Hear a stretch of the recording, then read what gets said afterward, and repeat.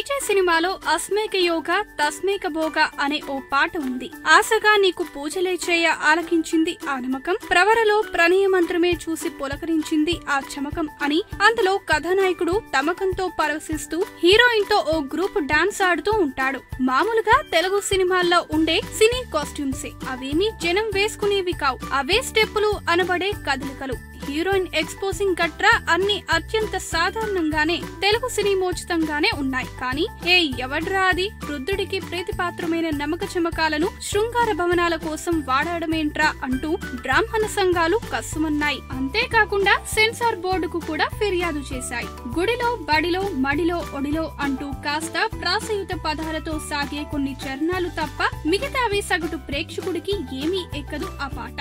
నమ్మకాలు, చమకాలు, తమకాలు, ప్రవరాలు, ఆ పదాల నడుమ తేడాలు, వాటి అసలు అర్థాలు తెలిసే అత్యంత కొద్ది మందికి తప్ప ఇంకెవరికి ఆ పాట ఎక్కే ఛాన్సే లేదు. పాట రాసిన సాహితీ కూడా ఎప్పుడైనా పరధ్యానంగా ఆ పాట వింటే తనకే పూర్తిగా అర్థం కాదు. ఇది డీజే పాట వివాదం. ఈ వార్తలు వింటుంటే, చూస్తుంటే, చదువుతుంటే అకస్మాత్తుగా అన్నమయ్యలోని ఓ పాట గుర్తొస్తుంది.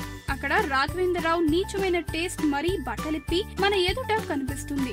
ముందు ఈ నమ్మక చమక తమకాల గది ఏమిటో చూడండి, తర్వాత అన్నమయ్య పాటలోకి వెళ్దాం. అందులో ఒక వైపు వెంకటేశ్వర స్వామికి నిత్య పూజలు చూపిస్తూ, దానికి తగిన మంత్రాలు వినిపిస్తూ, మధ్య మధ్య వెంకటేశ్వర స్వామి తన ఇద్దరు భార్యలతో జరిపే సరస శృంగార సల్లాపాలను కాస్త ఘాటుగా, శృతిని మించి మర్యాదల బారిని దాటించి వెగటు బాటలో నడిపిస్తాడు రాఘవేంద్రరావు. అది కూడా పక్కా పాతాల స్థాయి తెలుగు సినీ రొమాన్స్ పాట తరహాలోనే. అవును మరి, రాఘవేంద్రరావు అంటే అంతేగా, నాభి, ఫలాలు, ఉరువులు, జగనాలు, ఎక్స్ట్రాలు.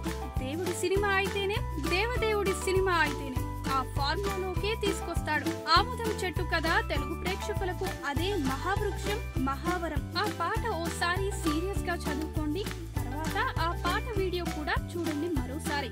వేద మంత్రాలను, ప్రణయ తంత్రాలను ఎలా కీరవాణి కలగలిపి కిచడీ చేశాడు. శ్రీవారి అర్చనాలకు సర్వాంగ చుంబనాలతో అపవిత్రం చేసి రాఘవేంద్రుడు ఎలా మలినమయ్యాడో చూడండి. అన్నమయ్య పాట వెగుడుగా ఉంది కాబట్టి డీజే పాట క్షమార్హమా అని అడగండి. మన వాళ్ళు కించపరచడంలో ఏ స్థాయికైనా జరులు జారుతారు అని కేవలం గుర్తు చేయడం తప్ప దానికి దీనికి లింకే లేదు. ఈ వీడియో గనుక మీకు నచ్చినట్టయితే లైక్ చేయండి, షేర్ చేయండి, సబ్స్క్రైబ్ చేసుకోండి.